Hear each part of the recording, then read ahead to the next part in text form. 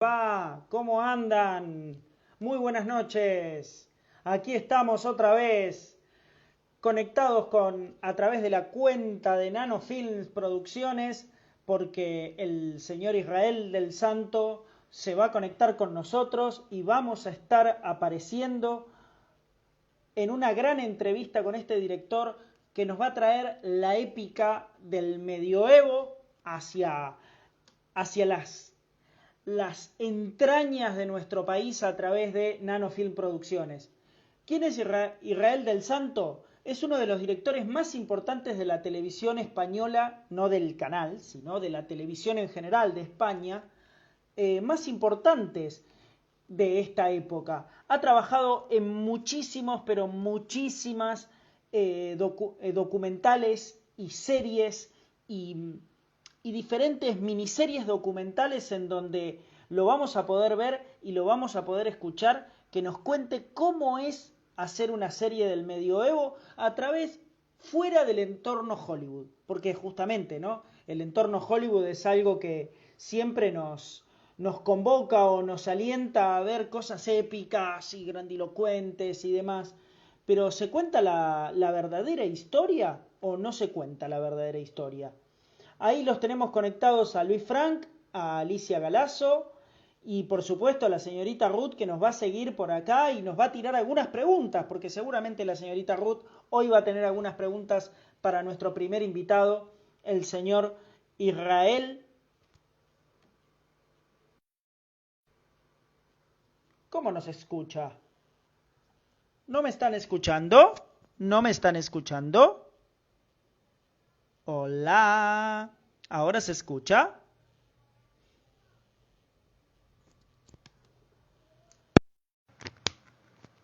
A ver ahora.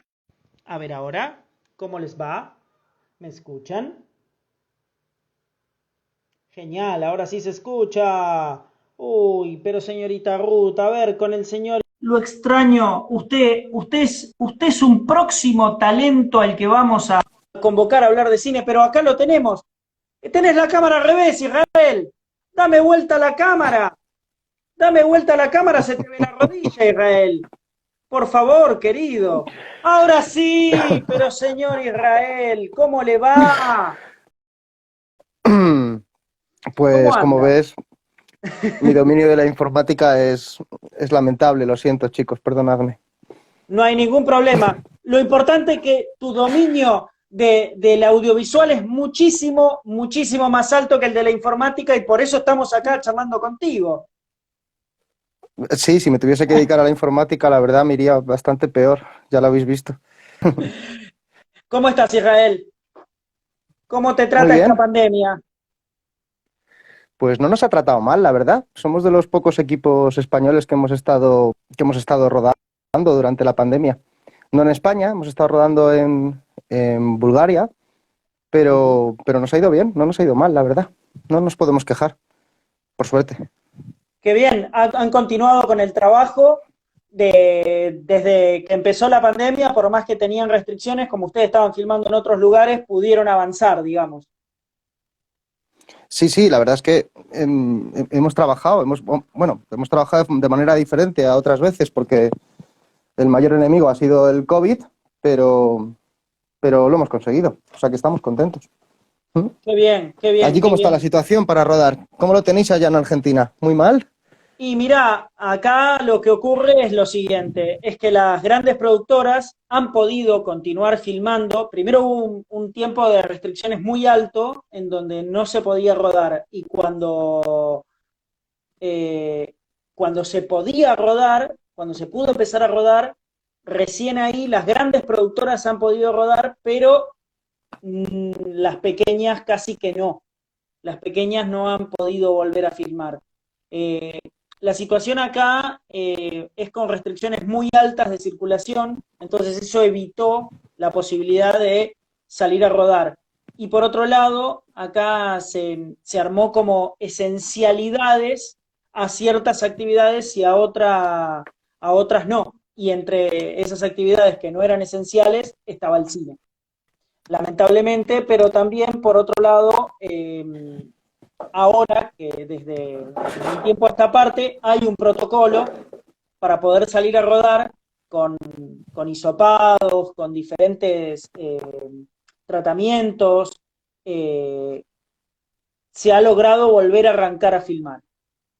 Eh, pero adentrándonos en tu trabajo, eh, yo quería saber qué te llevó a empezar a trabajar con pueblos que por ahí hasta nos parecen distantes. Digo, hablo de tus trabajos en África, del trabajo en Kurdistán, en el Líbano. Para nosotros, desde este lado del universo, nos parecen muy distantes y bastante particulares. ¿Cómo fue trabajar por allí? Mm, yo me dedico a esto casi que por obligación. Mi familia se dedica al cine de siempre. Son funcionarios en Televisión Española, la televisión nacional de aquí de España. Y bueno, ya están jubilados, pero se dedicaron mucho tiempo. Todos ellos son técnicos. Quizá yo soy el primero de la familia que consigue escribir un guión y llevarlo a la pantalla y esas cosas. Pero yo empecé a hacer documentales casi por casualidad. Yo trabajaba haciendo esas series horribles que hacemos en España de chiste fácil. Y en una ocasión, una de las personas que trabajaba con nosotros se despidió del equipo, casi no le conocía, pero me dijo, pues bueno, me voy, ha sido un honor trabajar contigo, esas cosas que nunca habíamos hablado prácticamente. ¿Y dónde te vas? Pues me voy un año al Amazonas a trabajar con tribus sin contacto, con indios. Y dije, ¿en serio? Claro, yo tenía 19 añitos, era un descerebrado, no tenía ni novia y casi ni casa, y dije, hostia, yo me quiero ir contigo, tío. Y, y unos meses después estaba en una avioneta en mitad de la selva, me tiré un año allí. Luego me costó mucho poder volver a un plató de televisión. Lo que me gustaba a mí era vivir esas aventuras, pero más como crío que vive las aventuras que como, que como la intención de contar ninguna maldita historia. Cuando te pasas mucho tiempo haciendo documentales, tus mayores recuerdos no son la historia que cuentas, son las vivencias que disfrutas alrededor del documental. Hay muchos documentales que ni me acuerdo, o que ni he vuelto a ver, o que se han quedado viejitos y ya no apetecen, pero me enganché mucho a eso de vivir fuera de casa y a eso de vivir de otras culturas y de otras personas, de otras lenguas, de otras religiones. Y como va todo, hubo una época aquí en España que si había que ir al Amazonas, siempre nos llamaban a los mismos para ir al Amazonas. Luego nos mandaron una vez a África y durante años parecía que solamente nosotros lo que íbamos a África. Era una época muy bonita aquí en Europa, porque en esa época, quizá ahora ya no, pero abría muchas puertas. No éramos ni de un bando ni del otro, éramos españoles, era como estos que hacen aquí. O sea, en la guerra del Líbano o en Irak o en la guerra de Angola, cuando los soldados llegas a una frontera y te dicen, ¿usted dónde es? Español, no saben ni cómo reaccionar. Decían, ¿estos con quién van? Estos no van con nadie, estos van a su bola, solamente buscan fiesta. Y teníamos acceso a muchos sitios, de hecho, la mayoría de las producciones eran producciones pues, para los belgas, para los americanos, que quizá les costaba más llegar a esos sitios. Y como dice Jim Jarmusch, tú puedes ser la persona que más sabe de cine del mundo, pero si no has vivido nada, no has nunca una historia que contar. Y creo que gracias a todos esos años como un criajo recorriéndome el mundo, pues ahora que ya soy mayorcito, pues tengo algunas historias que contar, o por lo menos eso creo, o por lo menos eso me gustaría creer. Y, y eso fue. De ahí a pasar a la ficción es normal, la propia edad te lleva a hacer ficción, es más divertido. Obvio. Pero tu formación entonces fue estar metido todo el tiempo adentro de televisión española, estando ahí y aprendiendo, y esta vivencia que se dio a tus 19 años que te fuiste a conquistar el mundo. Bueno, a los 19 años empecé, pero me he tirado muchos años haciendo documentales. Me he pasado años en África, he estado en 24 países africanos, he estado en vuestro país varias veces, en América, he estado en Siberia, en Australia, en conflictos en unos cuantos, Irak, Líbano, Sudán, Eritrea. O sea, han sido muchos años haciendo ese trabajo, viviendo aventuras, básicamente, que era lo que hacíamos, porque tampoco te creas que eran grandes producciones. O sea, el ser español también conlleva que vas por allí con dos duros y con un coche con la rueda pinchada, pero también lo hace más divertido y más bonito, ¿no? No quiere decir que yo no tenga formación, ¿eh? Yo fui a la facultad. Yo empecé muy jovencito en la tele, empecé con 15 añitos, ya te he dicho que mi familia se dedicaba a esto. Y en esa época la televisión aquí en España era como tener una ferretería, o sea, tenías que ayudar a tu padre, ¿no? Y, pero sí me saqué la facultad, quizá no al tiempo que se lo sacaron los demás, porque eran más listos, iban más tiempo a clase que yo, pero sí fui a la facultad de cine, claro. Ah, muy bien, muy bien. No, no, yo había entendido que tu formación pasaba más por estar ahí y trabajar y avanzar y en el trabajo, pero que no había sido. Perdón, me confundí. Sin duda mi formación más importante ha sido todos esos viajes y son muchas horas de hacer documental, pero también ir a la facultad y entender con criterio que la diferencia entre un plano semisubjetivo y un subjetivo es clave en esta profesión para cualquiera de nosotros, para vosotros también, ¿no? ¿Estarás de acuerdo? ¿No? Seguro, seguro.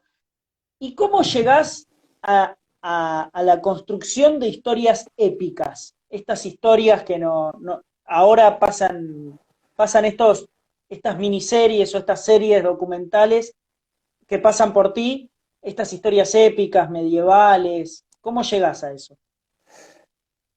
Bueno, siempre me gustó la historia y en España tenemos una historia muy rica, muchas veces malentendida y muchas veces desconocida. Quizá vosotros, ¿no? Nuestros hermanos del otro lado del charco sois los que más las conocéis, pero el resto de Europa y por supuesto los sajones poca idea tienen de esa historia, ¿no?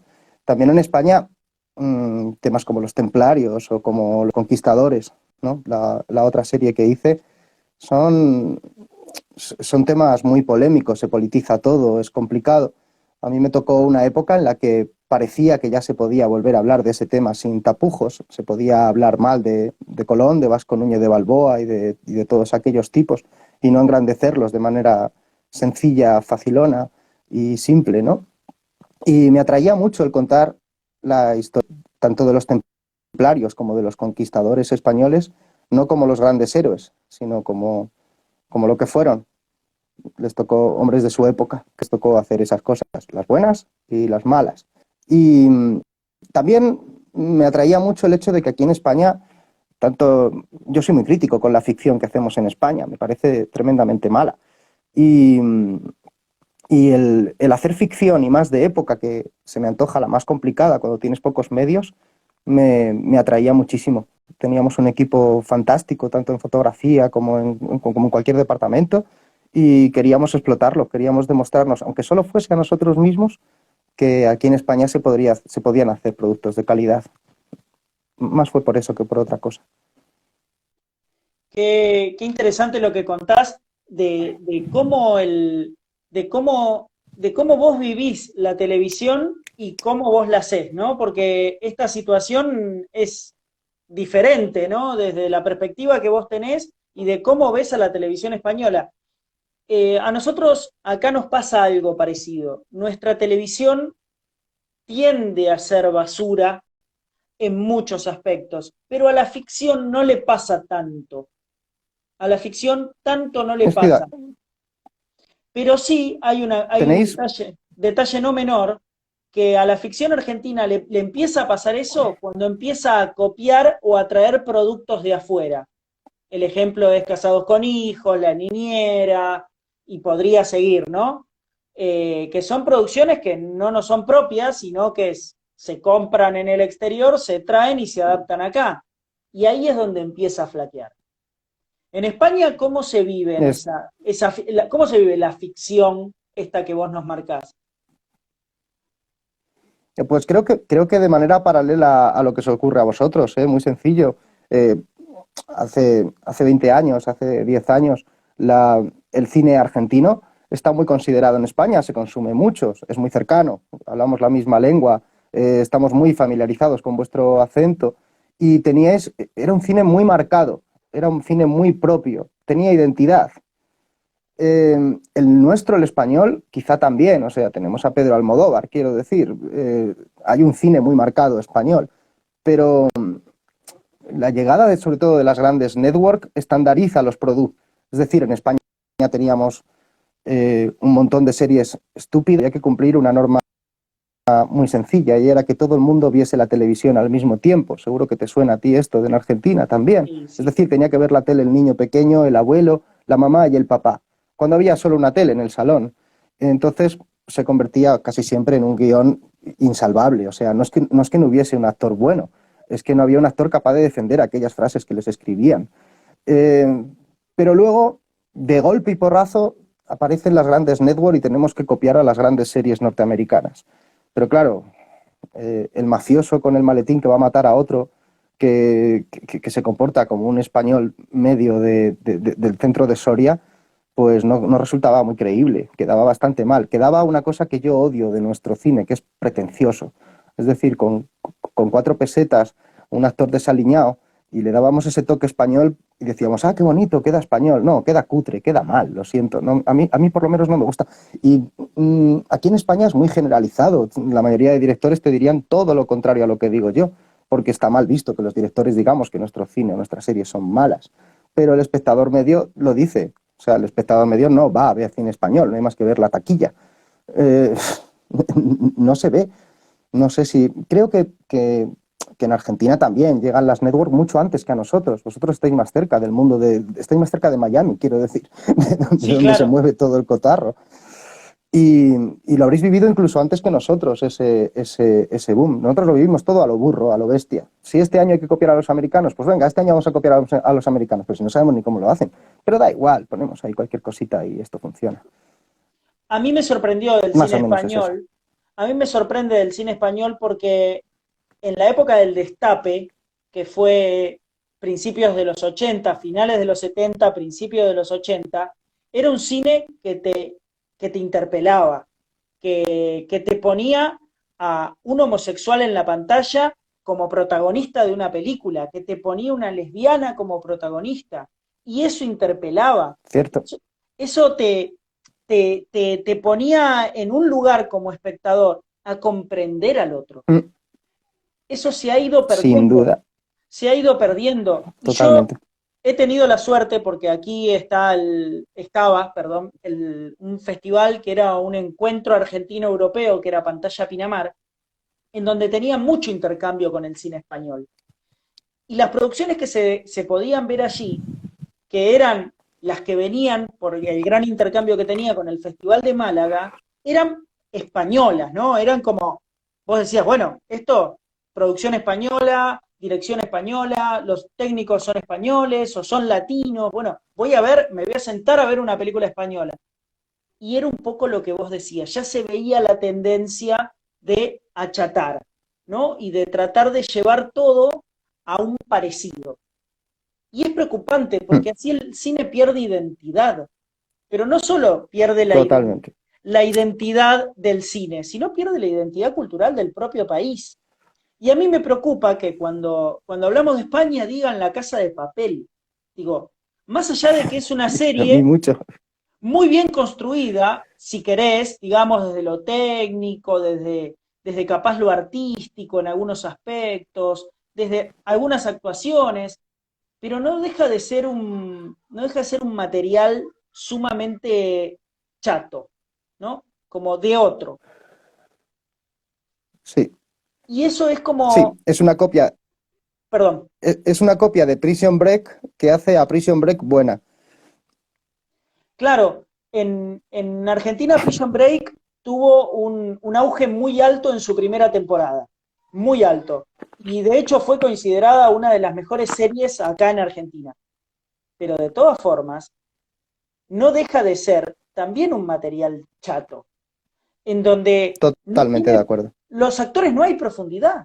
No, no, no, no. Saliendo del espacio que uno puede ver como espectador, no tienen otro espacio, ¿no? ¿Y cómo se hace para construir eso? Para construir eso, no solo en el Creo, espectador, sino desde la dirección. ¿Cómo se construye el espacio que no ve el espectador de ese protagonista, de ese actor? bueno, La Casa de Papel tiene cosas muy buenas si hablamos de industria, porque La Casa de Papel se construye precisamente con esa fórmula antigua de que lo tiene que ver mucha gente, tiene que gustar a todo el mundo. Y funciona, porque efectivamente la ve. todo el mundo. Ahora, si tú y yo, que sabemos un poco más y que pedimos un poquito más o exigimos un poquito más, es a los que no les gusta, pero somos tan pocos que les importa una mierda. Esto es así. Lo importante es que lo vea mucha gente y eso sí lo han conseguido. No es que quisiesen hacer la gran serie y les saliese mal. No, estaba muy pensado. Querían hacer esa serie, concretamente esa. Y funcionó. Es la serie que demandan los grandes directivos, que demandan las grandes networks, y es la serie, por tanto, que triunfa.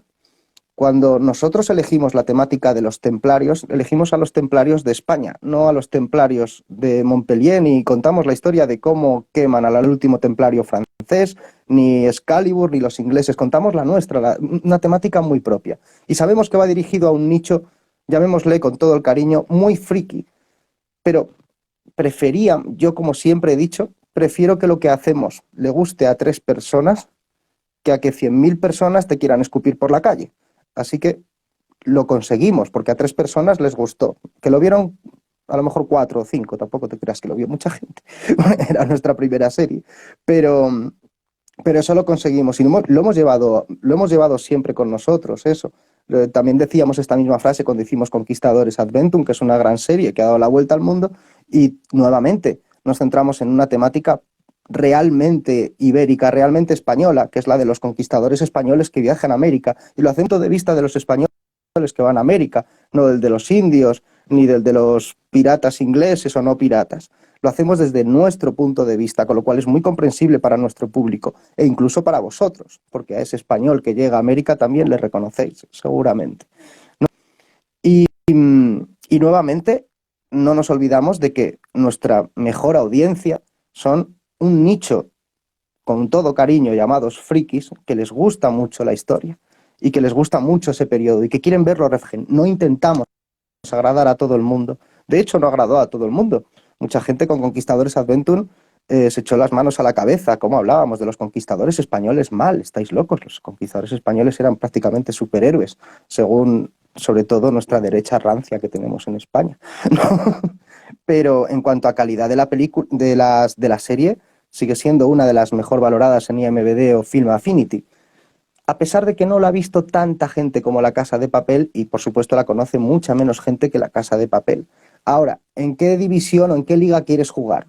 A mí me gusta, como lo digo siempre, jugar en segunda, pero bien, como a nosotros nos gusta jugar, que jugar en primera, como te dicen otros que tienes que jugar. Eso es muy interesante lo que acabas de decir. Y eso me lleva a pensar también que te permite muchas más licencias, jugar en segunda bien, licencias estéticas, expresivas, y también te obliga, porque como hay cosas que te permite, hay cosas a las que te obliga, un rigor histórico, ¿no? Como, más en el caso de Sí, hablar de historia, ¿no? Te obliga a un sí, sí, rigor sin duda. histórico. Sí. Uy, ahora no te digo.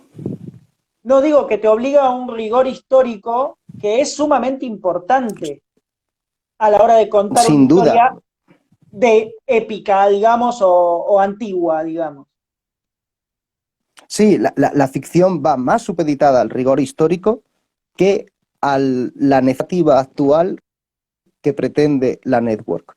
Y eso la hace ya de por sí distinta, ya es un planteamiento distinto, es otro trabajo. Y en el que nosotros nos sentimos muy a gustos y muy complacidos con el resultado. Explico. Los arcos narrativos de los personajes nos los marcan los libros de historia. Se puede hacer spoiler mirando a Wikipedia. Es decir, todo es al revés de lo que pasaría en, por ejemplo, La Casa de Papel, que supongo es la más famosa de los últimos años que se han hecho en España, ¿no? Con la que más ha viajado. Sí, no, después hay otras como Elite y seguramente aquellos que las siguen a las series españolas, en principalmente la cadena más importante, la de la N Roja, por lo menos la más importante por estos lugares, Y por este, aquí también. eh, hay un montón más, digo, yo no me logré enganchar. Si me preguntás en ese sentido, me parecen mucho más profundas y mucho más próximas, incluso con la distancia del lenguaje, las series nórdicas. Sin duda. Los nórdicos han hecho un trabajo excepcional, siendo países de muy pocos habitantes, porque hay que entender que los presupuestos en Europa de una serie tienen mucho que ver con el número de habitantes. Es decir, hay países nórdicos que tienen los mismos habitantes o unos poquitos más que Madrid, no que toda España. Y aún así consiguen reunir 20 millones de euros para hacer una serie, que eso lleva a que cada noruego ha tenido que poner casi 100 euros, ¿no? Para hacer la serie, ¿no? O Solo sea, para cuando... la serie. Imagínate el Sí, resto. sí, más o menos te sale a una cosa así. Pero ellos, por cierto, los nórdicos empezaron con una serie que es una de mis favoritas, que es 1800, ¿cómo se llama? 1894 creo que es la serie, que, que habla de historia. Habla del momento en el que ellos tienen que intervenir en la Primera Guerra Mundial y se vienen arriba, y hablan de historia con sentido crítico de ellos mismos. Empezaron ahí y con una calidad asombrosa. A mí me encantó esa serie y lo primero que hice fue buscar quién había hecho la dirección de fotografía y me encontré que estaba rodando Thor en Estados Unidos. O sea, no, maravilloso, maravilloso, porque realmente dices un tío noruego que se han puesto a hacer esta Claro. serie y fíjate dónde ha llegado. Te puede gustar más o menos Thor la fotografía, pero le eligieron a él para hacerla. Eso no es fácil que nos pase a un español o a los países más del Mediterráneo de Europa. Somos más pequeñitos, tenemos menos dinero y, por supuesto, menos presupuesto y menos posibilidades de hacer fotos maravillosas como las de esas series, ¿no? Aquí en España la fotografía directamente no se cuida. La fotografía de La Casa de Papel, con todo mi cariño, es un espanto. Creo que se podría hacer mejor. ¿Conoces a Jordi Abusada? Mm, creo que no. Es un director de fotografía que es, creo que es de Perú, no recuerdo, que vive hace muchísimos años en España, en Madrid. Eh, Ujú. y ha trabajado justamente se dedica más a ser director de fotografía de documentales no para la televisión, sino de documentales de cine, por decirlo de alguna Largo manera, documental. largo documental. Eh, y siempre me decía eso, que la fotografía él la encontraba como chata, como una fotografía para cumplir, que no había una expresividad adicional a la constituida por el producto, que no había un guiño, que no estaba el dedo del director de fotografía en la televisión. Y siempre me sorprendía eso que él me decía porque era una persona que era de batalla, ¿viste? Era esos directores de fotografía que, bueno, como vos decías, ¿no? Hay que ir a filmar al Líbano. Bueno, vamos con lo que tenemos, ¿no? Es la cámara, dos lentes y con suerte que tenemos dos lentes. Eh, pero siempre me decía que él notaba eso. Y también lo notaba en su país, que tiene una producción muchísimo menor, ¿no? Imagínate, comparativamente Perú con España, es sustancialmente menor, pero dice que no había, y él lo sentía producto de la formación capaz, que hay menos formación también, a la hora de construir historias. Pero siempre me marcaba eso y a mí me sorprendía porque yo todavía tenía el recuerdo de la edad de oro o de esa edad del destape español, que me parecía que ahí había como una mano. Vos decías, bueno, este director de fotografía va por este lado, este va por este otro. Las películas de Chicho Serrador, eh, y todo ese trabajo, ese intercambio entre España y Francia, podemos decir, eh, me sorprendía que me dijera eso, que ahora en España era todo así.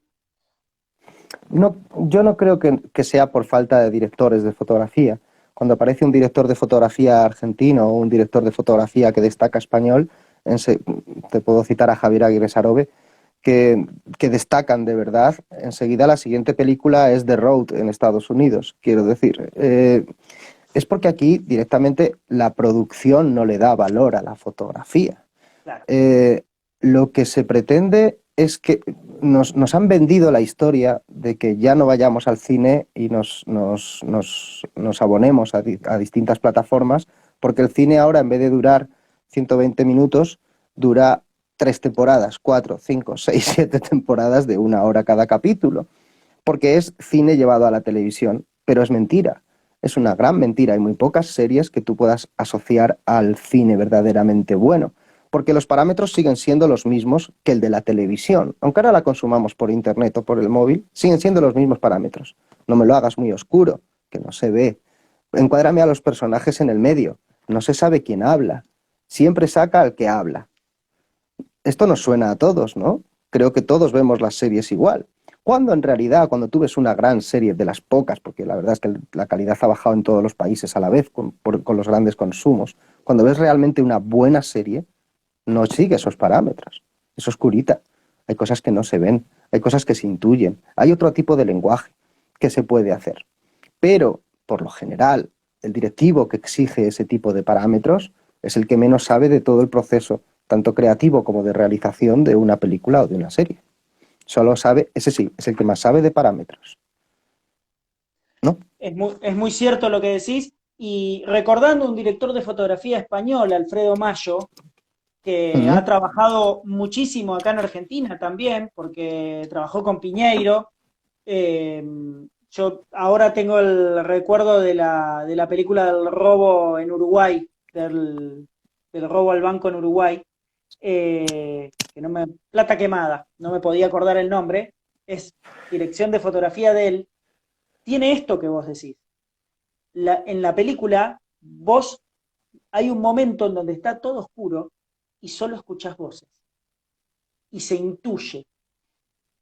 Y yo siento que este nivel de chatura que tenemos en general y como vos bien decís, que se ha replicado en muchos países, es producto de también el uso que le damos a lo que estamos mirando, ¿no? Como que queda de fondo, como que está todo el tiempo, pero ya no es un programa de la tarde de chimentos, como pasa en Argentina, o un programa magazine que dura 5 horas, desde las 2 de la tarde hasta las 7 de la tarde, o el noticiero.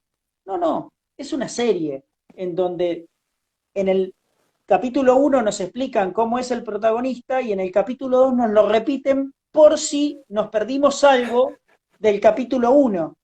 Y también tienen como un retroceso en el capítulo anterior y te muestran 3 minutos del capítulo anterior. Entonces, esto se ve replicado. Y esto que vos decís de esconderle al espectador algo o de no mostrarle cierta cosa, es justamente valorar al espectador, porque el espectador reinterpreta lo que uno hace. Trabaja la película o la serie, termina, o por lo menos eso lo entiendo yo, probablemente lo compartas, la serie o la película que nosotros construimos termina cuando el espectador la hace propia. Ahora, si nosotros le damos todo cocinado, ¿qué hace propio el espectador? Es la gran diferencia entre el espectador activo, que es el que a ti y a mí nos gusta, y el espectador pasivo, al que hay que darle, como tú dices, todo mascado, que no piense y siga viendo capítulos. De hecho, si te das cuenta, los capítulos ya se pasan solos. Del 1 al 2 se pasa solo, no lo tienes que dar tú. O sea, no tienes ni que pensar para eso. No toques el mando ni para eso, no se te ocurra cambiar ¿no? por el camino. Mira, hay un ejemplo maravilloso que me encanta. Hay una serie que se llama Sí, Ver en Apple TV. Una serie con un arranque maravilloso. Es una distopía en la que el ser humano se ha quedado ciego. Vive en cuevas. En la cueva de esa comunidad donde son todos ciegos está llena de antorchas. Cuando ves la serie y tú dices, ¿para qué cojones los ciegos han puesto antorchas? No, las antorchas no son para los ciegos, son para el espectador para que pueda ver a los ciegos. Es el ejemplo perfecto. No quiere decir que los creadores de la serie sean malos, ni que no se dieran cuenta, porque claro que se dieron cuenta. Es que hay alguien que les dijo, oye, que no se ve. Y se cargaron la serie, por supuesto. O sea, yo después de esa secuencia, ya, aparte de utilizarla para dar muchas charlas, creo que no vi mucho más. Pero esa secuencia lo resume todo. Es maravillosa, tenéis que verla. O sea, pero ¿para qué tienen las antorchas? Es genial, es maravilloso. Con lo cual resta veracidad a lo que te están contando, porque hasta las distopías necesitan tener veracidad, por supuesto. y te quitan las ganas de seguir viendo la televisión. Lo bueno de todo esto es que tenemos buenas noticias. Son tan malas las series que están haciendo absolutamente todos, quizá menos los noruegos, que nos van a mandar a todos de vuelta al cine. Claro, Seguramente sea. sí, sí, seguramente va a ocurrir eso. Em, yo creo que en base a la charla que hemos tenido en esta conexión contigo, Israel, podemos llegar a la conclusión que siempre llega Ruth cuando hablamos de cine de género, de cine de terror, de horror, que el cine, con cierto rigor histórico, sin estar pensado para las grandes cadenas, ni con un espectador pasivo, nos permite ciertas licencias de expresión. Y me parece que Todas las que tú quieras. tu cine o tu televisión o tus series se comparan con el cine de terror. Porque esas licencias y ese rigor histórico y el rigor de la muerte, que en el cine de terror está puesto en duda, el rigor de la muerte, y justamente juega con eso el cine de terror. Nuestro antagonista nunca se muere, nunca, nunca, nunca, nunca, nunca, porque por eso también hay secuelas gigantescas, y más allá de Estados Unidos o, de, o de Inglaterra, que tienen películas con muchísimas secuelas, sino que hablo incluso del cine también latinoamericano y el cine español de horror. eh, me gusta que a nuestros espectadores de estas conexiones que solemos hacer, le podamos mostrar que el cine de horror tiene un parangón en el cine de Israel del Santo, porque va con el mismo lugar. ¿Qué opinás Sí, de esto sin que duda. digo? Pues tiene dos cosas en las que yo no he trabajado el cine de terror, pero hay dos cosas que sí saco de ellas. Uno es ese nicho que siempre llamo de manera cariñosa friki, que me encanta, que es ese espectador mucho más apasionado, mucho más activo, como hablábamos antes, ¿no? Que lo disfruta más, no el espectador pasivo. Y otra que el tratamiento de la... A mí me encanta la violencia. Es decir, en Conquistadores es una serie tremendamente violenta y hemos tenido que trabajar en cómo ser realistas en ese aspecto. Y el cine de terror, bueno, lo hay de todo tipo, por supuesto. A veces se les va un poco la mano con la sangre, pero, pero es parte de lo que le da colorido al género, ¿no?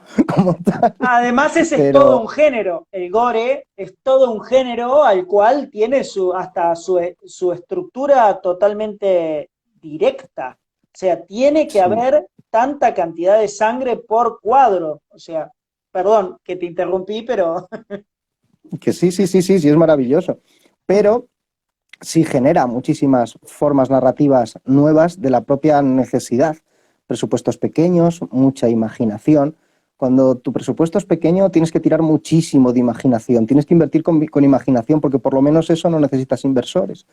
Y en eso sí, claro que nos parecemos, y mucho. Mm. la verdad, Israel, me quedaría con vos hablando horas. Porque me parece que tenemos la misma pasión, tenemos los mismos espectadores a conquistar, pero en definitiva tenemos las mismas ganas, que eso es lo lindo y es lo que nosotros tratamos de trasladar todos los jueves a las 19 horas cuando nos vemos por aquí, para charlar de cine, pero también para trasladar las ganas a quienes son espectadores, a quienes son realizadores y a quienes les gusta el cine. Y sé que vos sos muy cinéfilo, entonces, como última cosa, además de recomendar tus series y películas, que nos recomiendes a alguien para seguir. Que os recomiende a alguien para seguir. Un director o un director de fotografía, una serie, una película. Pues mira, os voy a recomendar a alguien poco conocido porque es un tipo que, mm, que no tiene mucho nombre, pero que para mí ahora mismo es el mejor dire de foto que tenemos en nuestro país, ya que me toca ser el invitado español, que es Lati Maraña, el mejor dire de foto que tenemos aquí. Ya me lo anoto. Fantástico, Lati os va a Maraña. gustar. Y a todos los que nos guste el cine, tengo que recomendar a otro porque es mi religión. uno al que conocemos todos, pero del cual no podemos renegar ninguno, nunca jamás, que es el señor Scorsese. Que no sé si tendrá cuenta en Instagram el hombre o la llevará su mujer, pero, pero por supuesto Scorsese, siempre. Y que ha salvado al cine, porque tiene una fundación para proteger el cine en fílmico. Y eso es sumamente valorable y sumamente importante y que ha contribuido a un montón de proyectos pequeños. Entre ellos, y esto te quiero decir, a la que es considerada una de las mejores películas argentinas de la historia, que es Prisioneros de la Tierra. Una película que Ujú. tiene una parte perdida, ya la vamos a encontrar, como siempre decimos, porque que esté perdida significa que existe y que en algún lado está, y que, y que es una maravillosa película y que no tiene nada que envidiarle al cine de su época, pero no, mucho menos al cine de nuestra época digo de los últimos 30 años. Es Entendido. es una película sumamente personal desde la construcción estética de la película, pero es una película que ha dejado legado, ha puesto, ¿viste el famoso poner la bandera? Bueno, Prisioneros de la Tierra ha puesto la bandera. Y a mí me ha sorprendido hace 14 meses fue reestrenada la película con los pedazos que se encontraron, fue restaurada, y gracias a la Fundación de Scorsese se pudo lograr la restauración total de la película, del material que existe. La parte que está perdida todavía no se encontró, pero del material que existe se pudo restaurar gracias a Scorsese. Entonces, siempre acá, ¿viste? Porque a Scorsese, porque que nos haya devuelto la posibilidad de volver a ver Prisioneros de la Tierra como fue pensada, no tiene precio. No tiene precio. Es de los Israel, pocos multimillonarios del cine que sigue teniendo la misma pasión que tú y que yo, por lo que parece. ¿No? es verdad, es verdad, es verdad, es verdad lo que decís. Israel, vamos a hacer otro vivo contigo muy prontamente porque nos ha llenado Cuando de queráis. pasión, nos ha llenado de pasión, nos ha llenado de ideas, pero lo más lindo es que las vivimos y las compartimos. Y está buenísimo. Te queremos próximamente. Gracias por esta conexión. Yo sé que allá son casi las 2 de la mañana. Eh, es difícil, pero fue extremadamente grato contar con tu presencia. Muchísimas gracias de verdad por contar conmigo. Yo estoy con Nano Films cuando queráis. Sois mis colegas. Muchísimas, pero muchísimas gracias y nos vemos próximamente para tener otra charla y para profundizar en alguno de los temas. Muchas gracias. Genial. Un abrazo grande. Ahí le podés dar a cerrar. Ahora Eh, este es el problema. ¿Tenés una X en algún lado de la Sí, pantalla? Dale esa la, la he X. la he visto. Hasta luego, amigos. Hasta luego. Muchas gracias. Ahí se nos acaba de ir un gran director, pero un apasionado del cine como Israel del Santo. Y ahora, a estas grandes velocidades que tenemos, la vamos a invitar a la señorita Ruth a que se sume a nuestro vivo. Así podemos conectarnos con el siguiente invitado. Así que, señorita Ruth, la estoy invitando a transmitir conmigo, porque el próximo invitado lo tenemos ahí a tiro. Lo tenemos a tiro, así que me gustaría que usted se conecte, así ya podemos entablar a nuestro siguiente invitado. A ver, señorita Ruth, si usted se puede conectar, si le parece. ¿Está por ahí, señorita Ruth? ¿Dónde anda?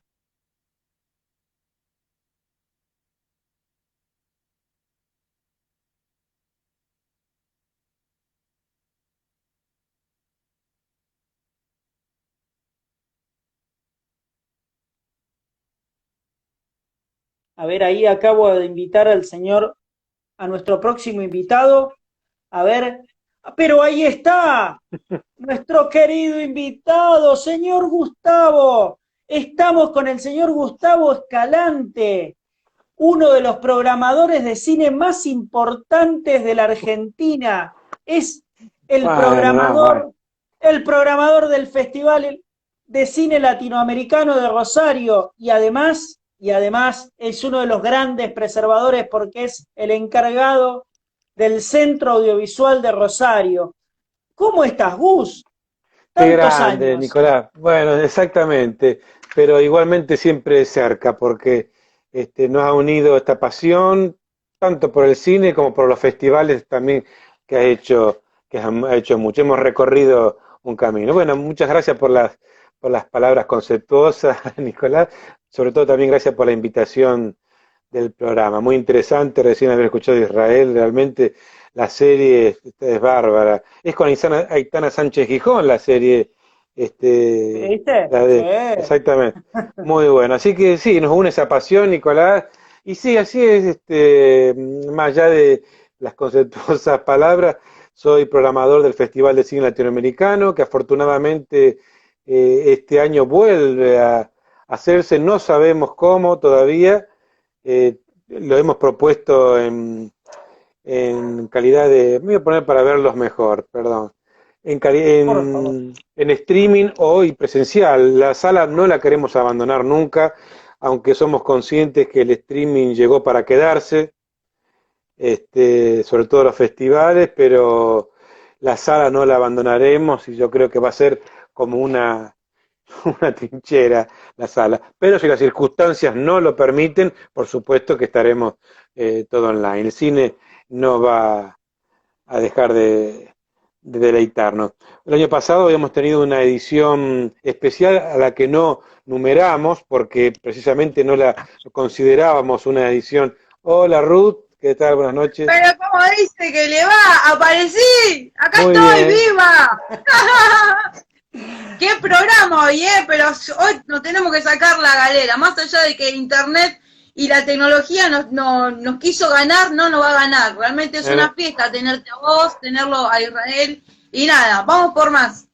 Así es. Y mientras haya cine, nada nos detendrá, Ruth.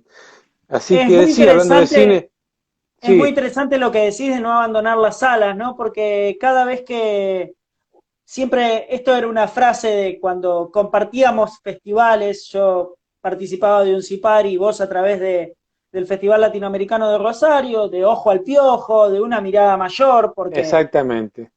no es solo un festival, también del Centro Audiovisual Rosario, eh, que no lo quiero dejar ahí de lado. Siempre decíamos, cada vez que se apaga una pantalla es muy difícil volverla a encender. Y esto es muy importante lo que acabas de decir, de no perder la sala. Pero me gusta, y hay que decirlo, Ruth, estamos con un programador de uno de los festivales más importantes de la Argentina por la cantidad de años que tiene. Este sería la 27ª edición, Así es. 27 años de trabajo. ¿Cómo es Eso quería hacer un destacar. festival? Contanos cómo es Bueno, hacer un festival.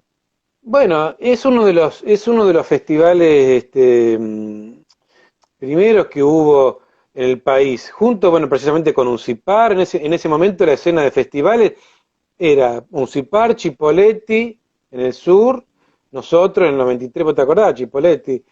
Y para de contar, bueno, Mar del Plata que estaba recién volviendo, pero las características de estos festivales que compartimos, que mencionamos, y el que me ocupa trabajar, tenían ya la particularidad de dar pantalla a eso nuevo que estaba surgiendo, esa potencia realizadora, que gracias al video, porque este festival se llamó en su momento Festival de Video, esta herramienta que irrumpe y que de una forma, sí, democratiza lo que era narrar en imágenes, porque el cine, vamos a decir, estaba vedado, lo que era cine, llamamos cine lo que era el fílmico, ¿cierto? Era muy difícil acceder a eso y más, por ejemplo, hacer un largometraje, ni hablar. Las nuevas cámaras de video bajan esas herramientas, los fierros, tener los fierros, y hace que generaciones de realizadores irrumpan para no irse más en la escena de empezar a contar historias. Y eran estos festivales los que le daban pantalla. Las cinematografías locales, sobre todo. Nuestro festival tuvo desde el primer momento una sección rosarina, una sección competitiva, ¿no? Otra de escuelas, que las escuelas de cine recién empezaban a abrirse o a funcionar más masivamente. Eso fue un fenómeno, bueno, de esos años, estamos hablando de los primeros 90, mirá vos en qué devino, nada menos que en lo que llamamos el nuevo cine argentino, jóvenes directores que empezaron a contar historias completamente distintas a lo que veíamos, otros escenarios, otros personajes, otras formas de hablar. Así que estos festivales, repito, eran los que le daban pantalla. Y eso muchos no lo olvidan. Y bueno, ha hecho que precisamente, como decís, ya hace 27, con esta edición, que estamos ininterrumpidamente mostrando cine. Así Es que, un logro. no, es muy... ¿Cómo, Nicolás? No, digo que es un logro porque el Festival de Cine Latinoamericano de Rosario tiene una prehistoria con la Escuela de Cine de Santa Fe primero, Exactamente. tiene un tránsito acompañando las nuevas políticas cinematográficas con el cambio de la ley del año 94-95, y el Exactamente. acompañamiento más profundo que ha tenido a lo largo de la historia del cine fue con lo que vos dijiste, con el nuevo cine argentino, porque tanto el Festival Latinoamericano de Rosario como el Festival de Chipoleti, como UNCIPAR, siempre había un integrante que rompía el esquema, que rompía la quietud del espacio cinematográfico, y siempre era uno de los que después se transformó en los integrantes del nuevo cine latinoamericano. De esa generación. ¿Cuántos en estos festivales de directores hemos descubierto?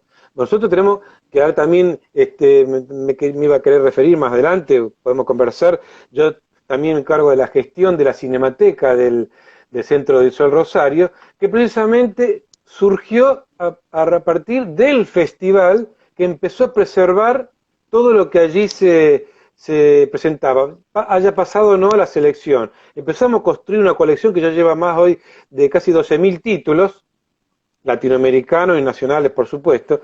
Y bueno, ahí, y ahora haciendo esa arqueología que vos bien dijiste de la prehistoria del cine, haciendo una arqueología de nuestra cinemateca, encontramos cortometrajes de Trapero, de Caetano, esos jóvenes que mostraban en estos festivales, bueno, Cipar también lo han hecho, mostraban en estos festivales sus primeras armas con el cine. Y hoy, como vos también dijiste, son directores con una carrera.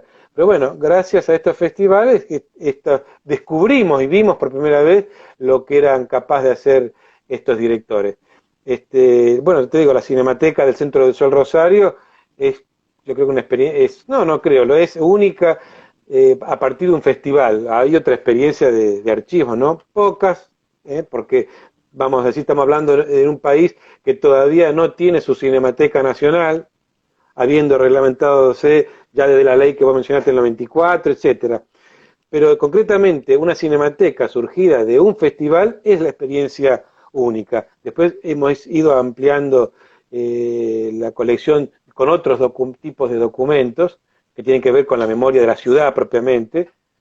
Y bueno, hoy ya, como te digo, ya tiene casi 12.000 documentos. Pero volviendo al festival, sí, este recorrido de 27 años, decía, el año pasado no lo contamos porque fue una edición que no fue competitiva, se hizo en el medio de esta peste, de esta conflagración mundial. No quisimos dejar de pasar el hecho de mostrar algo, hicimos una pequeña retrospectiva, menos días, pero este año ya sí nos lanzamos, eso incluso con la incertidumbre que a todos nos afecta, sin saber concretamente la modalidad, cómo va a ser concreta. Nosotros, te digo, proponemos las dos formas, presencial y virtual, y con una novedad que me permito aquí en el programa darles, sí, puede ser la primicia o celebrarlo juntos a ustedes. Es la primera vez que el festival cuenta con una tan ansiada, por nosotros por lo menos, competencia de largometrajes. Así que ya, sí, efectivamente. ¡Vamos todavía! Este festival que siempre fue de cortometrajes, aunque también entre las cosas distintas, raras, especiales que tenía, aceptaba hasta 60 minutos. O sea, nosotros tuvimos muchos años la recepción de de mediometraje, que también era propio del nuevo lenguaje, no el nuevo lenguaje, las nuevas formas narrativas, producto también de este cambio tecnológico del video. Antes, bueno, con el fílmico, vos hacías lo justo porque tenía la lata que te alcanzaba de película virgen. Con el video, vos metías el cassette, lo ponías en LP, y grababa una cantidad. Y bueno, el mediometraje fue un formato interesante, después lo adoptó la televisión, el formato de 48 minutos, 60. Nosotros recibimos muchas cosas de las primeras armas de realizadores que incursionaban en la televisión. Y bueno, pero ahora nos hemos concentrado ya hace unos años con cortometrajes de hasta 25 minutos, y esta edición, 27ª, avanzamos al largometraje. Latinoamericano siempre, por supuesto, ¿no es cierto?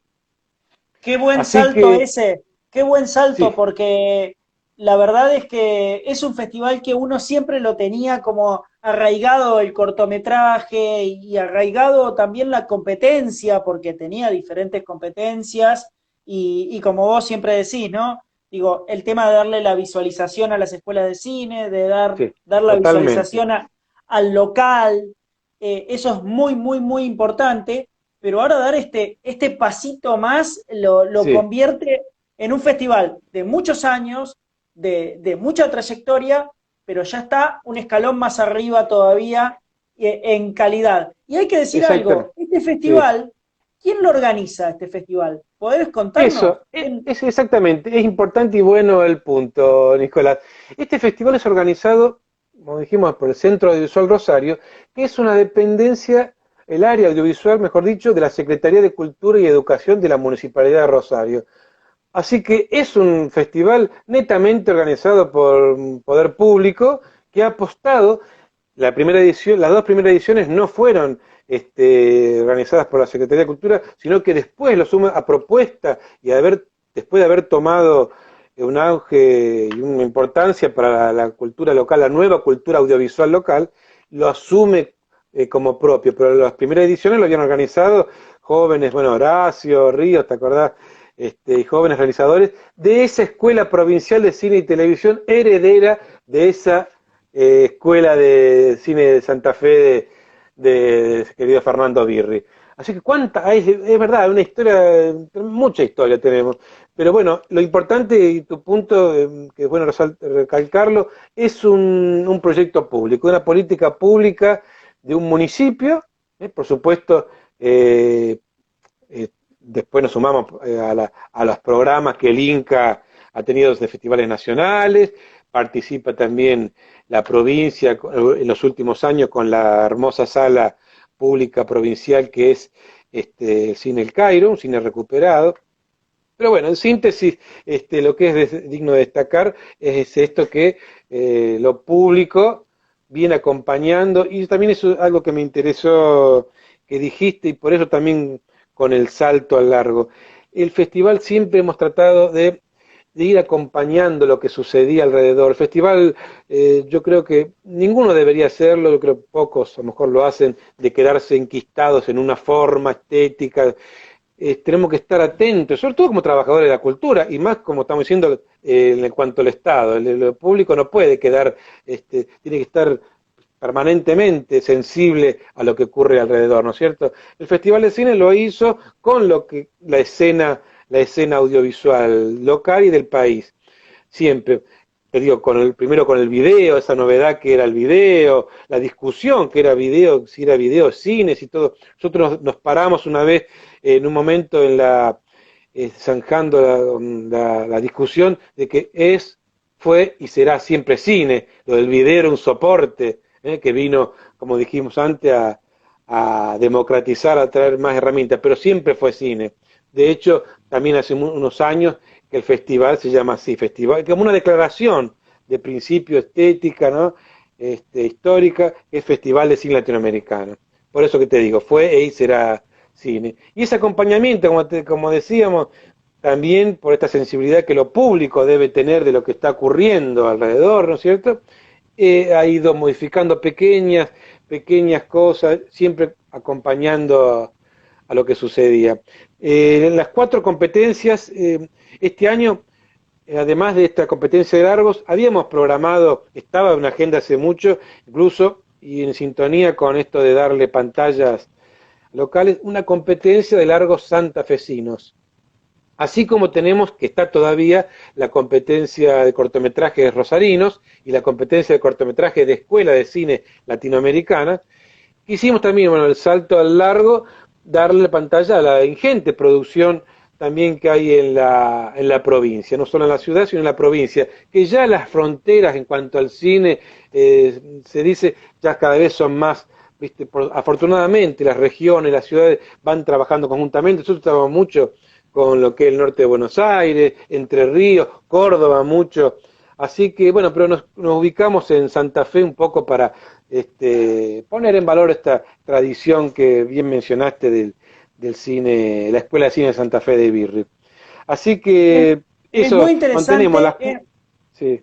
Perdón, no digo, es muy interesante porque el festival se ha transformado también en un espacio de debate. El Festival digo, Latinoamericano de Rosario. Porque Siempre. Esos debates que se tenían a finales de la década del 70 en un CIPAR, hablando de si el Super 8 es cine, si no es cine, se trasladaron... si lo amateur era así, sí, Exactamente, se trasladaron a Rosario y esto que nos cuenta Gustavo Escalante, programador del festival, encargado del Centro Audiovisual Rosario. Cinemateca, no, de la Cinemateca, al centro tenemos de la Cinemateca, vamos a la Cinemateca. Y cumpleañero, porque hoy es el cumpleaños. Hoy es el cumpleaños, pero pará que me hoy dejo... cumpleaños, terrible. Gracias. Gracias. Muy amable. Un honor festejarlo con ustedes, con gente de cine, los que están escuchando. Muy bien, todo el cotillón, que no falte que el cotillón. No, pero hablando en serio, esos debates se trasladaron a Rosario por el tema del video, si el video era, no era, si era cine, si no era cine, y se zanjó muy bien, porque, como bien dice Gustavo, es un soporte, las historias son las que nos demarcan la vida. El lenguaje de contar en imágenes. Sí. Tal cual. ¿Qué nos ibas a contar además, Gustavo, de las competencias? Que este año teníamos, como te decía, programado varias cosas. El festival empezó con la competencia tradicional y este crecimiento, esta evolución, la apertura a nuevas estéticas, a nuevas formas, ampliamos a secciones fuera de competencia. De hecho, largos latinoamericanos siempre programamos, pero estaban fuera de competencia a través de secciones. Por ejemplo, una de ellas muy, muy querida por nosotros, particularmente por mí, que se llamaba Penumbras, que es dedicada al cine de género y fantástico y terror latinoamericano, también con una tradición extraordinaria en cuanto a estos géneros de Latinoamérica.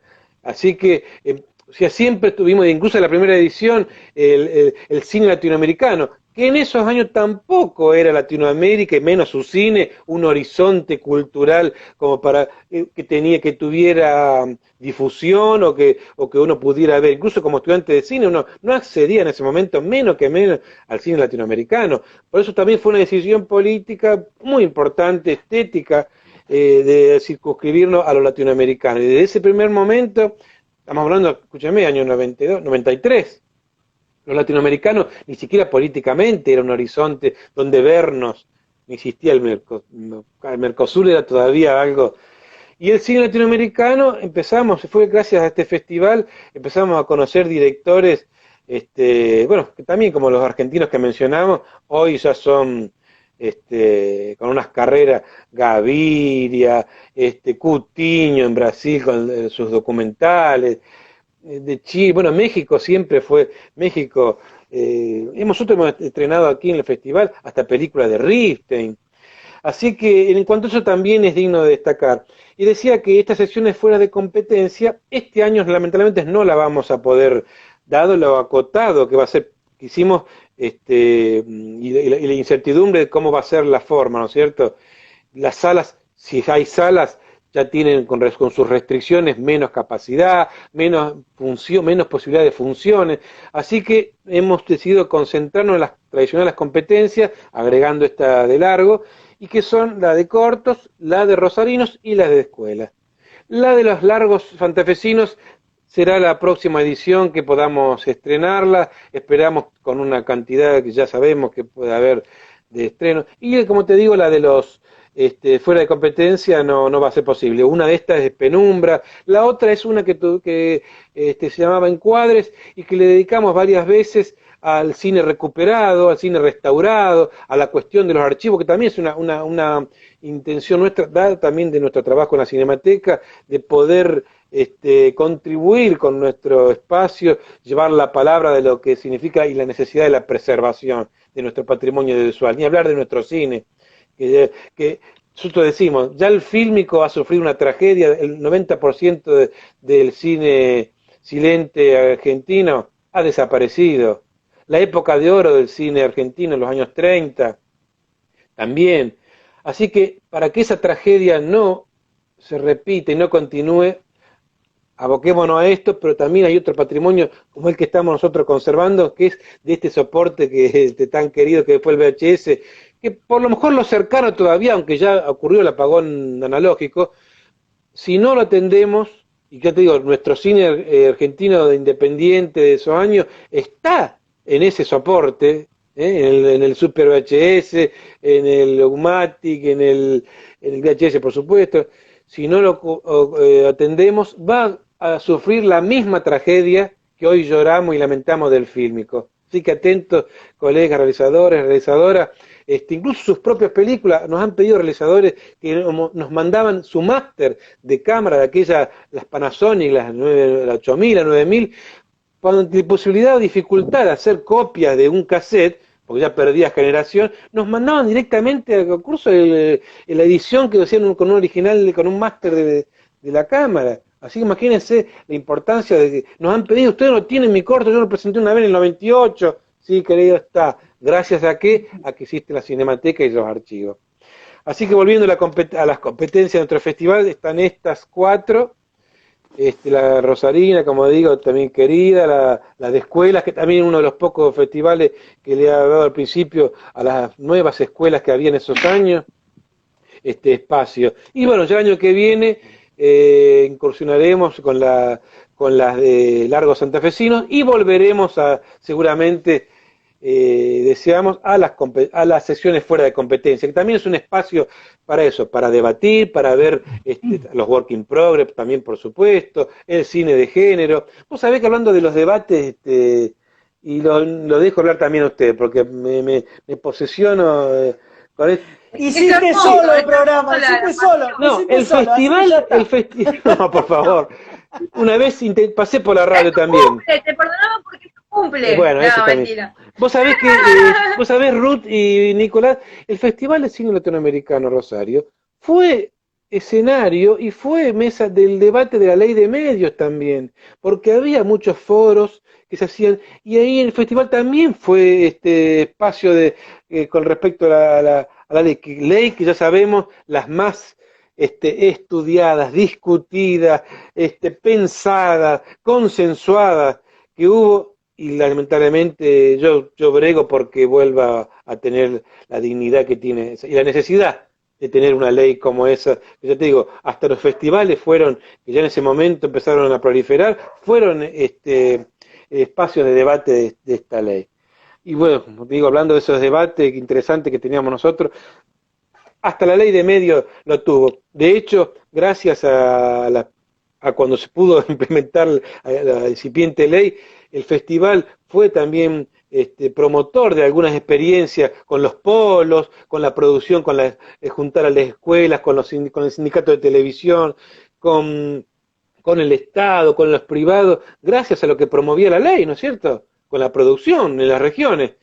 Por suerte, el festival y el Centro Visual Rosario pudo incursionar y producir gracias a eso. Brego y brindo porque la ley vuelva a tener sus artículos como corresponde.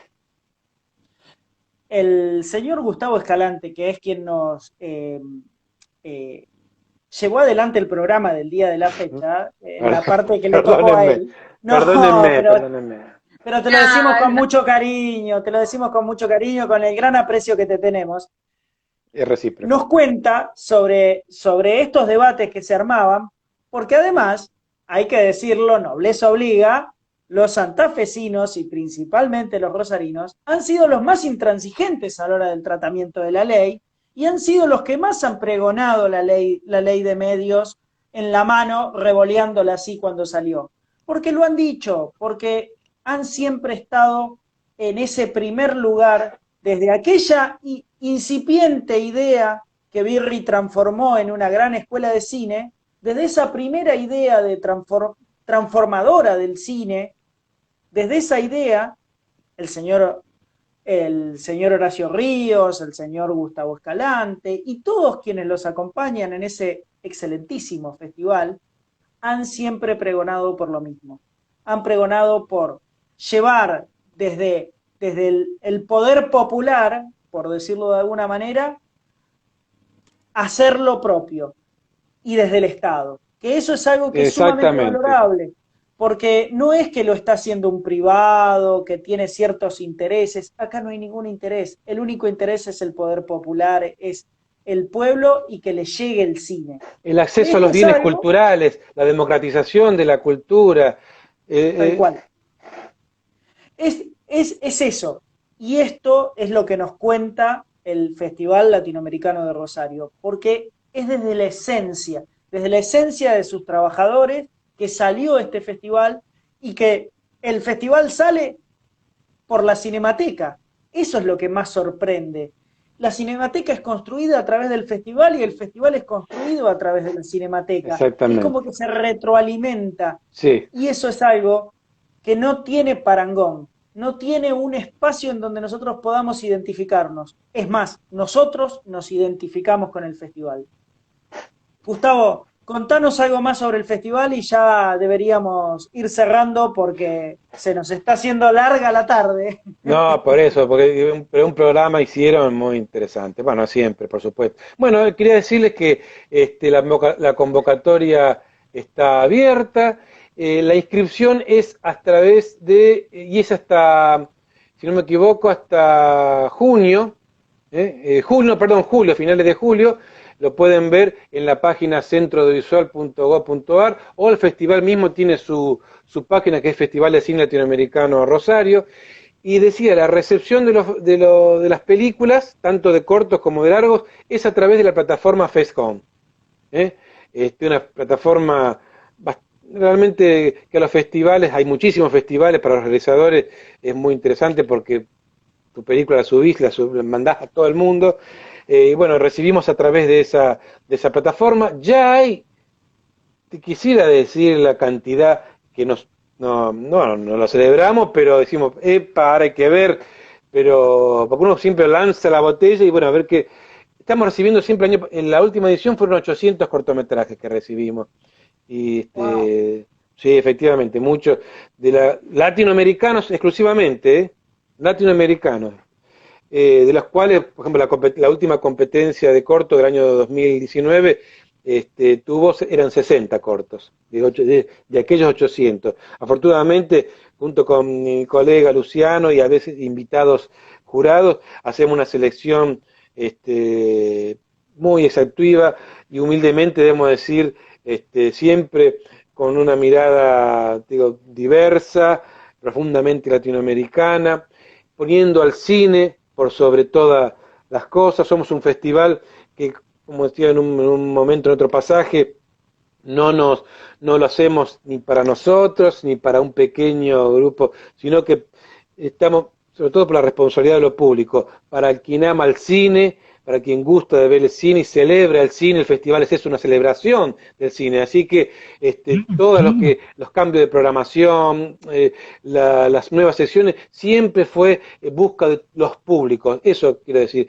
no somos festival de un público, nos interesan los públicos, les públicos, así que eso en cuanto a programación. Y cuando hacemos, te decía, con la cantidad que estamos recibiendo ahora, que vemos recién, había una necesidad de mandar, y que quedó el año pasado, y ya tenemos en una semana que abrió la convocatoria, cientos, ya pasaron los 100, así que yo creo que va a ser una edición en cuanto a esta calidad del cine latinoamericano extraordinaria, estupenda y extraordinaria por esto de los largos, así que aprovecho el programa y la audiencia que tiene para invitar a presentar los cortos, a la competencia de escuelas, y bueno, el que tenga un largo desde ya vamos a verlo y será bienvenido. Por supuesto que este año, como decía, será acotada en cuanto a días y a cantidad, pero no va a estar presente.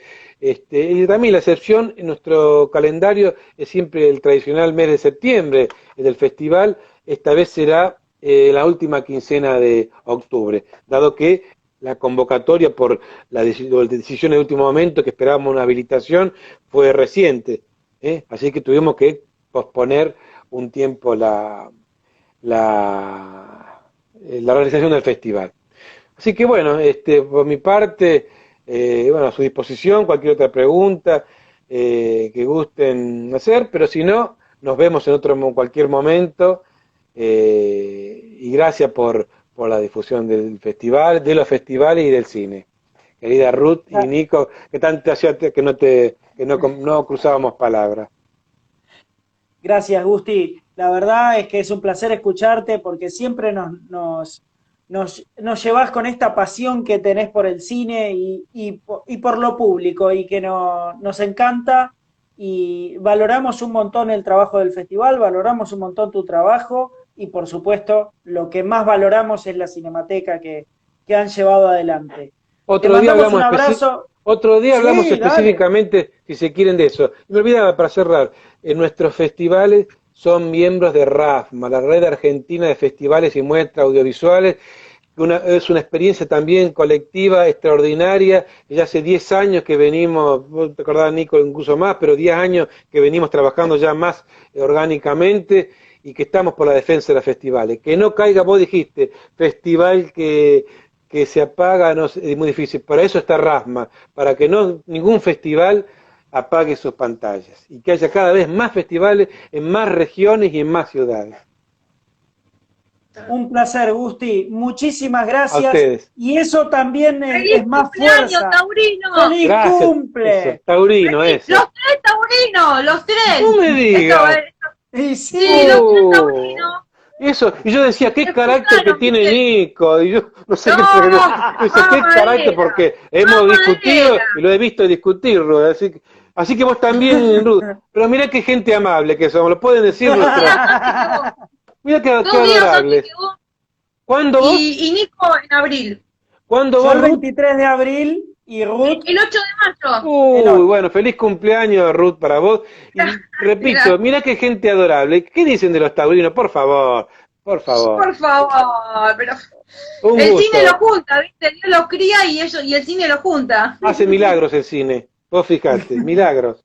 Todo lo puede. Tal cual. Gracias, chicos. Te mandamos chicas. un abrazo muy, muy grande, muy, muy fuerte. Beso Te gigante, queremos, Gus. Gusti. Pásala lindo. Igualmente.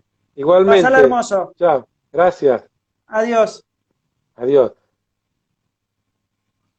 ¡Qué programón hoy! Por ¡Impresionante! favor. Dios mío, se nos pasó Impresionante. la hora, son y 35, 20 y 35. Dios mío, pero estuvo Se nos muy fue. intenso. Se nos fue así como está. Vamos a saludar a toda la gente que se estuvieron conectando, que ahora yo en este momento no la puedo ver, pero vos sí la podés ver. Sí. La verdad que fue increíble la gente que estuvieron pasando, saludando, comentando en este en vivo de Nano Film Producciones. Y ojalá que se pueda hacer otro con Israel del Santo. Ahí me está escribiendo por WhatsApp, a ver si salió bien, me está diciendo. Ahora te contesto, Isra. Estaría buenísimo hacer otro en vivo con Isra con más tiempo, porque hay un montón de cosas, y también con Gustavo, por qué preguntarle. Tiene mucha pasión, muchas enseñanzas, muchas vivencia con el cine, con su equipo, y realmente es un honor gigante cruzarse con gente positiva, gente que aman a esto que llamamos cine. La verdad, pero muchísima gente se conectó para escucharlo a Israel, para escucharlo a Gustavo. Los queremos saludar a todos y todas porque eran un montón. Con Israel nos iban escribiendo, iban entrando, saliendo, me tengo que ir, pero muchas gracias. Y lo mismo con Gustavo. Claro, estuvimos 1 hora y media, un montón de tiempo, Ruth, un montón. ¡Horrible! Esta semana tampoco hay estrenos, sigo averiguando a ver si en las próximas semanas va a haber, porque estamos muy preocupados por la situación de las películas que tendrían que estrenarse y por las reglamentaciones que tendrían que salir para que se estrenen. Así que seguimos sin estrenos, pero tenemos un montón de cine para ver. ¡Ah, la pelota! Encontré, mira, cuatro camaritas. Y ahí está Marcelo, que también me mandó un regalito virtual. Gracias, Marce, por el regalito virtual que nos hiciste. Es terrible. Creo que de los 3 taurinos que tuvimos fue la que más ligó regalos, me parece.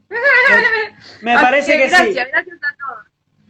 Así que muchas gracias a todos los que se han conectado. Les mandamos un beso enorme y el cierre es de la señorita.